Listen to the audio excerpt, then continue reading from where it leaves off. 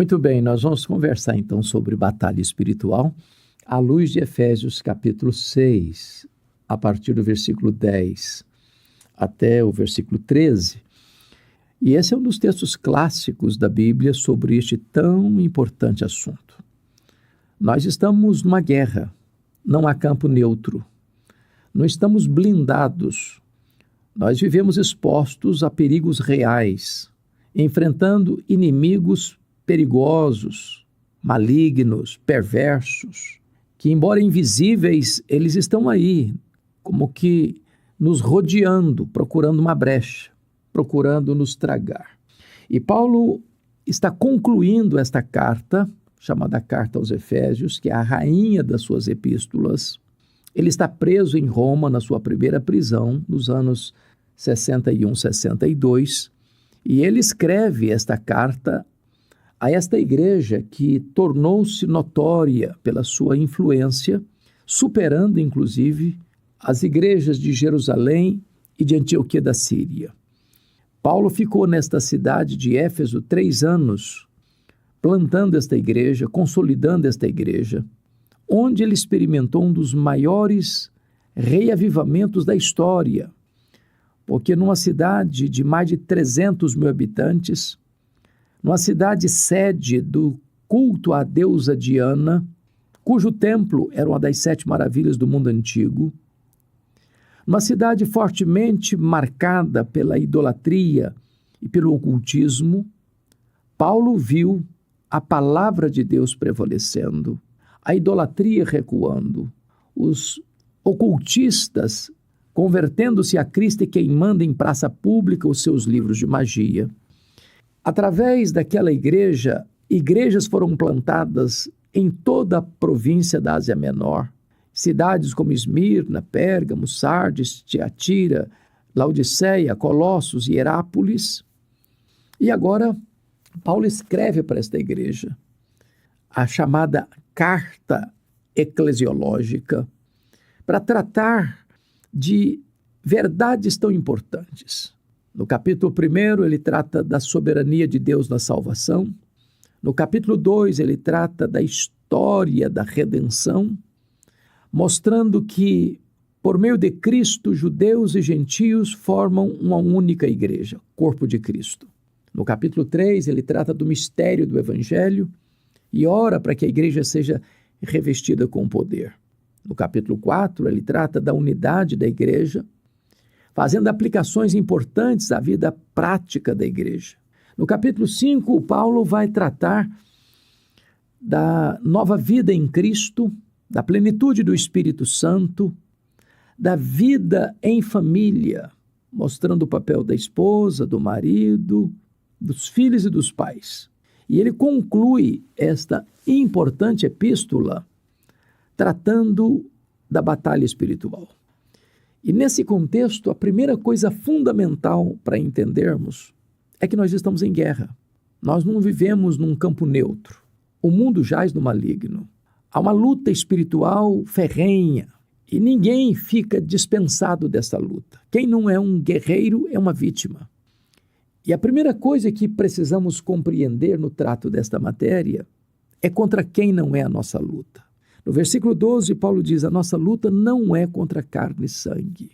Isso significa que a nossa luta não é contra pessoas. Seu verdadeiro problema não é seu pai, sua mãe, seu filho, sua filha, sua nora, seu genro, seu sogro, sua sogra, seus cunhados, seus vizinhos, seus colegas de trabalho, seus concorrentes no mercado. Entrar nesta batalha guerreando contra pessoas é lutar contra a pessoa errada. As pessoas não são as adversárias contra as quais devemos lutar. Elas deveriam ser nossas aliadas.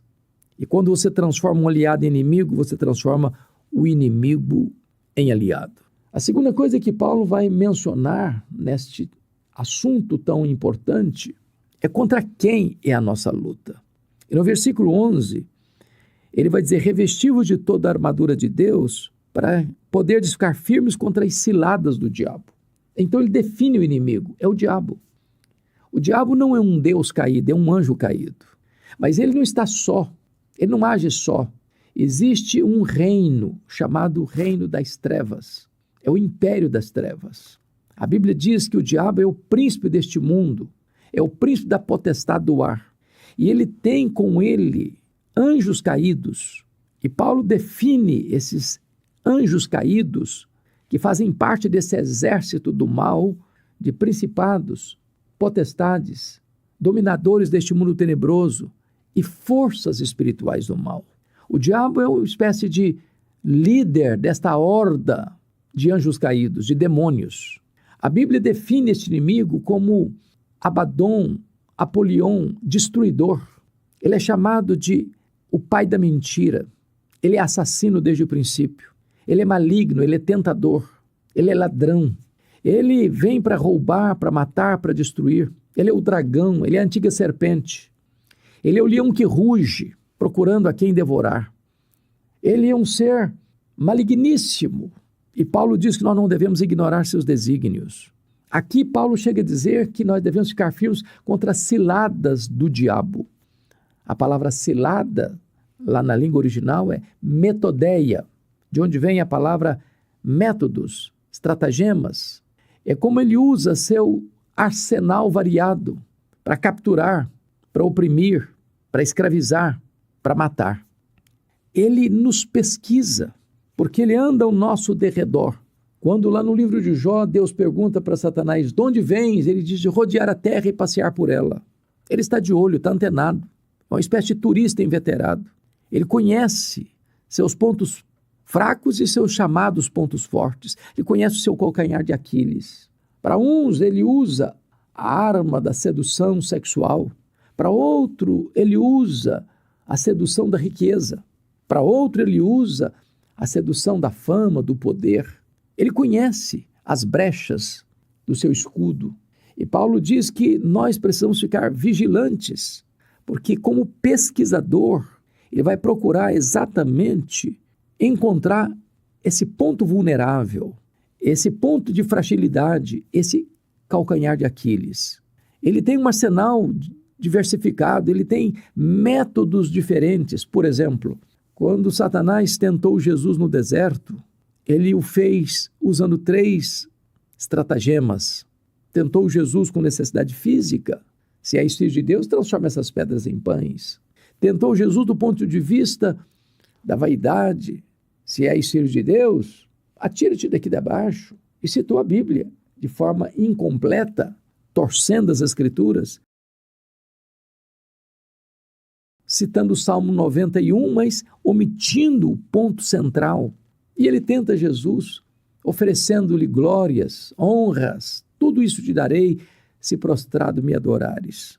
Jesus venceu Satanás nas 3 investidas com a espada do Espírito. Está escrito, está escrito, está escrito. E o diabo deixou até momento oportuno, diz Lucas capítulo 4. Ele veio de outra forma, com outras armas, com novas artimanhas, usando a multidão, usando os discípulos, buscando meios e formas de se interpor no caminho do Messias. Então precisamos entender que a nossa luta é contra o diabo. Mas mais, o versículo 12 vai mostrar que ele vem acompanhado de uma corja de seus aliados, que Paulo vai dizer que tem uma espécie de estratificação de poder neste reino das trevas. Dr. John Mackay, presidente do Seminário de Princeton, escreveu um comentário de Efésios tratando da desordem deste reino das trevas. Porque, embora o diabo é maligno, é assassino, é ladrão, ele veio para roubar, para matar e para destruir, mas o próprio Jesus diz que uma casa dividida não prevalece, o diabo não luta contra o próprio diabo. Então ele tem uma estratégia e ele tem uma estratificação de poder, a comando e a comandado. E nessa estratificação de poder diz que há principados, potestades, dominadores deste mundo tenebroso e forças espirituais do mal. O grau de resistência nesta luta não é sempre a mesma. Dr. Mark Lloyd Jones, no seu livro Combate Cristão, diz que há batalhas e batalhas, há enfrentamentos e enfrentamentos. Por exemplo, quando Jesus desceu do monte da transfiguração, Havia um pai muito aflito, com um filho único endemoniado. E aquele pai pediu ajuda aos discípulos de Jesus para libertar o menino, e os discípulos não puderam. E Jesus solta uma exclamação de angústia: ó geração incrédula e perversa, até quando vos suportarei? E Jesus diz: traz o menino. E Jesus dá uma ordem para os demônios: saia e nunca mais voltes a ele. E o menino ficou liberto. Mais tarde os discípulos perguntaram: por que nós não podemos expulsar os demônios daquele menino? E Jesus respondeu: esta casta só sai com oração e jejum. Há graus de resistência maior ou menor. E nós precisamos estar atentos a isso nesta batalha espiritual. O apóstolo Paulo vai mostrar para nós, então, que nós estamos numa luta contra um inimigo que é invisível, que é astucioso, que é maligno, que é perverso, que vem para arruinar, para desequilibrar, para ferir, para machucar, para agredir, para denegrir, para arruinar sua vida, sua reputação, para jogar lama na sua cara, para desconstruir seus valores, para acorrentar pessoas no cipoal dos vícios, das mazelas, da iniquidade. Quantas pessoas prisioneiras! Jesus chegou a afirmar que aquele que pratica o pecado é escravo do pecado. A Bíblia menciona isso, que o pecado é maligníssimo. E esta é a artimanha deste inimigo, é levar você à prática do pecado, a viver na dependência do pecado. E eu fico olhando a sociedade hoje, vendo, por exemplo, quantas pessoas estão prisioneiras das drogas, da depravação sexual, do álcool, da avareza, da ganância insaciável. Quantas pessoas estão prisioneiras da idolatria, se prostrando diante de ídolos que fabricaram com as suas mãos ou de ídolos que forjaram na sua mente. Quantas pessoas prisioneiras ao ocultismo, ao próprio explícito satanismo, pessoas que adoram conscientemente a Satanás.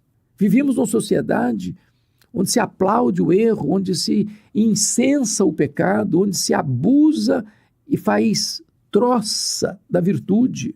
Há uma mente maligna por trás da escravidão do homem, da opressão humana, da violência às crianças, do abuso das crianças, da erotização das crianças, da confusão mental na mente das crianças, dizendo que uma menina pode ser um menino e que um menino pode ser uma menina numa fase primária da infância. Existe uma mente por trás de todo esse sistema, de todo esse esquema de desconstrução da vida, do casamento, da família, dos valores, dos pilares da sociedade. E Paulo está nos dizendo que a nossa luta não é contra carne e sangue, mas contra esses principados e potestades. É muito importante você agora compreender comigo o que Paulo vai nos dizer no versículo 13. Portanto, tomai toda a armadura de Deus para que possais resistir no dia mau e depois de teres vencido tudo, permanecer inabaláveis. Paulo está nos ensinando aqui que nós não temos condições de enfrentar este inimigo de cara limpa, na nossa própria força, usando a nossa própria estratégia. Paulo disse lá em 2 Coríntios 2,11 que nós não podemos ignorar os desígnios de Satanás. Ele tentou Eva lá no Éden e levou os nossos primeiros pais à queda. Ele tentou Davi a fazer um censo em Israel, na transição do governo para Salomão, como se dependesse da grandeza de um exército para a nação permanecer, enquanto toda a história da nação de Israel dependia de Deus e não da força do braço humano. Ele tentou Ananias e Safira a ganhar prestígio na comunidade cristã através de uma dádiva mentirosa. Ele tentou Jesus no deserto. Ele tentou Judas Iscariotes e entrou em Judas Iscariotes para vender Jesus por 30 moedas de prata. Ele tem tentado tanta gente. Ele tem agido, andando, vive e ativo no planeta Terra.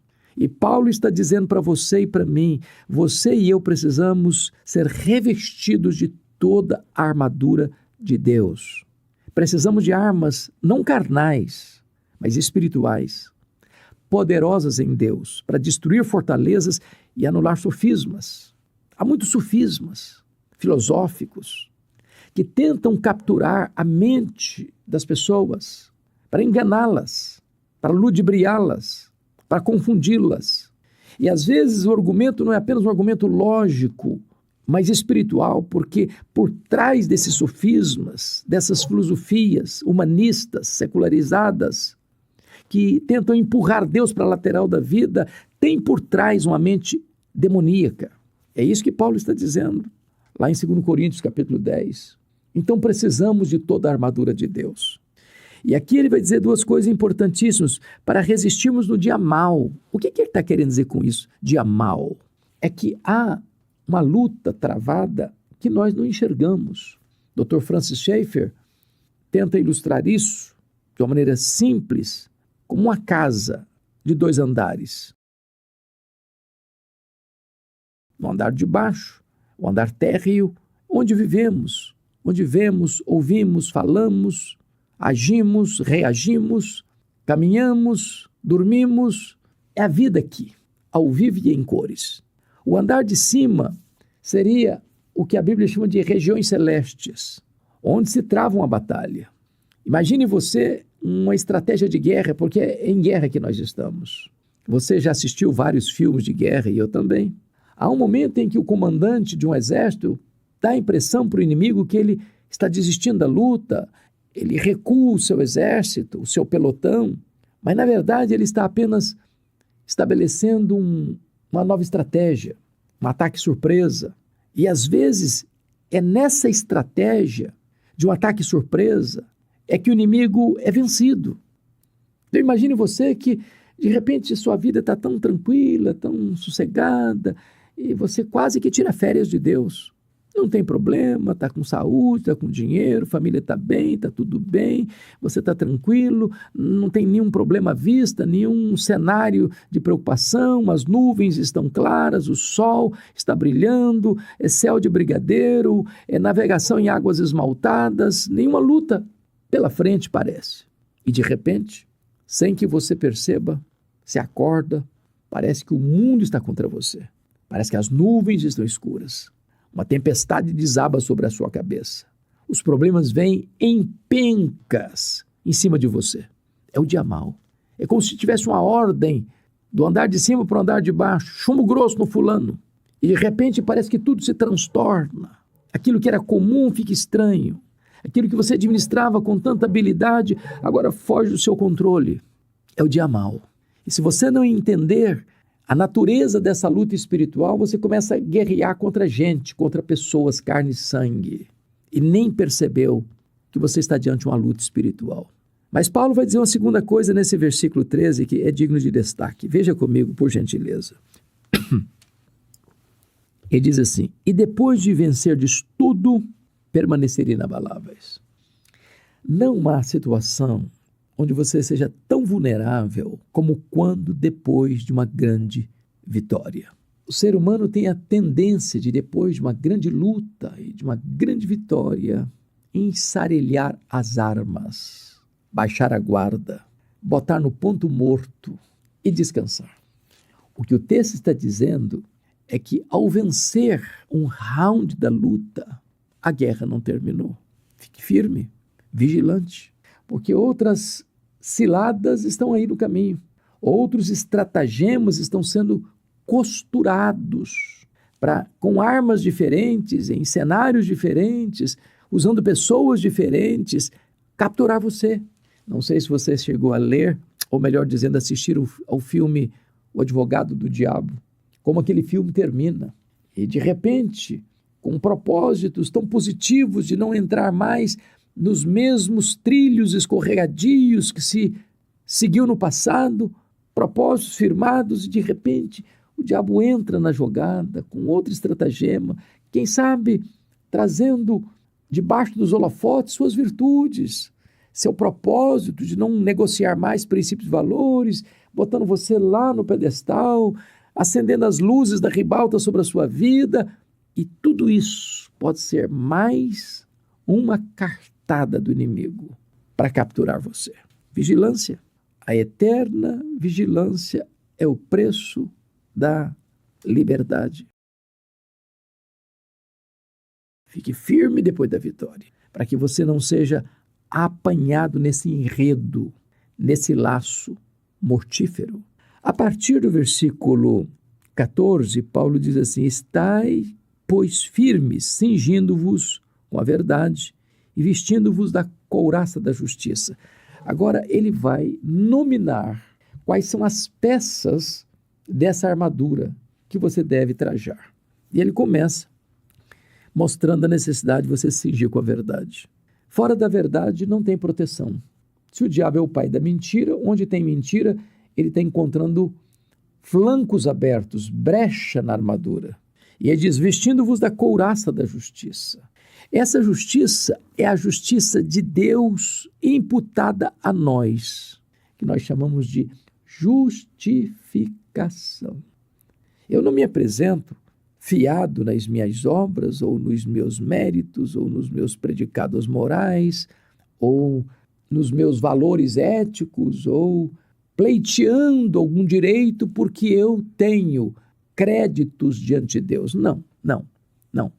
Deus não justifica o justo, Deus justifica o ímpio que crê no justo. Não há justo nenhum sequer, diz a Bíblia. Todos pecaram e destituídos estão da glória de Deus. Mas quando eu creio em Jesus, o justo, que morreu pelos injustos, a justiça do justo é colocada na conta dos injustos. Isso significa que lá no tribunal de Deus, você que crê no Senhor Jesus é declarado justo. Em outras palavras, Deus lançou sobre o seu Filho a nossa dívida e ele a quitou com o seu sangue. E agora é creditado na nossa conta toda a justiça de Cristo. Então, os olhos de Deus estão justificados. Isso é uma couraça. Você saber que você se apresenta a Deus não fiado nas suas justiças, que os olhos de Deus não passam de trapos de imundícia, mas você chega confiado na justiça de Cristo que é imputada a você. Vamos ao versículo 15, e está escrito assim, calçai os pés com a preparação do evangelho da paz. O soldado romano usava o coturno, usava as botas com o solado bem firme para não escorregar. E a única maneira de você não escorregar nessa luta e vir ao chão é você estar firmado no evangelho, o evangelho da paz. Não troque o evangelho por doutrinas estranhas, pelas novidades do mercado da fé. O evangelho é puro e simples, é o conteúdo da verdade de Deus revelada a nós. É a palavra de Deus, inspirada, inerrante, infalível, poderosa. Então eu quero encorajar você a estar firmado no evangelho. Como Paulo disse para Timóteo, meu filho, guarda o bom depósito, permanece no evangelho, para que você possa pregar a palavra, pregar o evangelho. O apóstolo Paulo vai revelar para nós, no versículo 16, embraçando sempre o escudo da fé, com o qual podeis apagar todos os dardos inflamados do maligno. Fé é você saber que o que Deus falou é verdade, que promessa de Deus e realidade são a mesma coisa. Quando esse dardo do maligno inflamado vier colocar dúvidas na sua cabeça, responda que você crê que a palavra de Deus é a verdade. Você não duvida. E essa convicção vai apagar esses dardos inflamados do maligno. Chega no verso 17 e diz, tomai também o capacete da salvação e a espada do Espírito, que é a palavra de Deus. Você precisa entender que a salvação é obra da graça, é um presente que você recebeu, isso protege a sua mente. E você tem a palavra de Deus como espada do Espírito, que defende e ataca ao mesmo tempo. E finalmente, o versículo 18 diz que com toda oração e súplica, orando em todo o tempo no Espírito, para isto vigiando, com toda perseverança e súplica por todos os santos. Você, ao usar toda essa armadura de Deus, você vai regar tudo isso com oração. Porque você, no versículo 10, está dito, quanto ao mais, sede fortalecidos no Senhor e na força do seu poder. Você entra nessa luta não fiado na sua própria força, com o seu próprio poder, mas revestido com o poder de Deus, E o poder de Deus se recebe através da oração. Estamos numa luta, estamos numa guerra, mas em Cristo Jesus nós já somos mais do que vencedores. Se você está em Cristo, você é vitorioso. Se você está em Cristo, você é vigilante. Se você está em Cristo, você está revestido com toda a armadura de Deus. Se você está em Cristo, você está em oração nesta luta. Se você está em Cristo, você é vencedor. E ao vencedor é concedido as bênçãos da glória celeste. E é para lá que estamos indo, onde não tem mais choro, nem pranto, nem lágrima, nem dor. Lá estaremos para sempre com o Senhor. O adversário, o inimigo, será lançado no lago do fogo e será atormentado de dia e de noite pelos séculos dos séculos. Mas nós, que estamos em Cristo, reinaremos com Cristo para sempre e sempre e sempre. Deus abençoe a sua. Hoje vamos falar sobre um tema urgente: 3 erros que abrem brechas para o mal, com base na palavra de Paulo e na pregação de Hernandes Dias Lopes. Primeiro, o contexto. Efésios 6:10-13 nos lembra que nossa luta não é contra carne e sangue. Há um inimigo espiritual organizado em principados e potestades, com estratégias variadas para nos capturar. Saber disso já é meio caminho. Ignorar essa realidade é o primeiro erro. Erro 1. Viver como se não estivéssemos em guerra. Quando tratamos pessoas como inimigas, em vez de ver por trás delas as forças espirituais, nós lutamos contra a pessoa errada e abrimos brechas. O inimigo quer transformar aliados em adversários. Ele aproveita conflitos pessoais, ressentimentos e mal-entendidos para nos dividir. Reconhecer que há uma batalha espiritual muda a forma de agir. Não combatemos com ódio, mas com oração, verdade e amor sábio. Erro 2. Confiar na própria força ou na nossa própria justiça. Paulo fala da couraça da justiça imputada. Não podemos nos apresentar diante de Deus fiados em nossos méritos. Quando acreditamos que nossa inteligência, nossa fama, nosso prestígio ou nossos recursos nos tornam invulneráveis, abrimos um flanco. O diabo usa seduções, sexo, poder, riqueza, fama para nos derrubar. A solução? Vestir a armadura de Deus. Verdade, justiça, evangelho da paz, fé, salvação e a palavra de Deus como espada. Erro 3. Baixar a guarda depois da vitória. Paulo diz: resisti no dia mau e depois de ter vencido tudo, permaneci inabalável. Muitas vitórias são seguidas por um relaxamento espiritual. O inimigo costuma atacar com outro estratagema, justamente quando achamos que tudo está bem. Por isso, a vigilância constante, a oração perseverante e o jejum em batalhas mais difíceis são essenciais. Em resumo, não negue a guerra. Não se apoie em si mesmo. Não relaxe depois de vencer. Revestidos de Cristo e regados à oração, podemos apagar os dardos inflamados do maligno e permanecer firmes. Que essa exposição de Hernandes Dias Lopes nos ajude a identificar e fechar as brechas na nossa vida espiritual.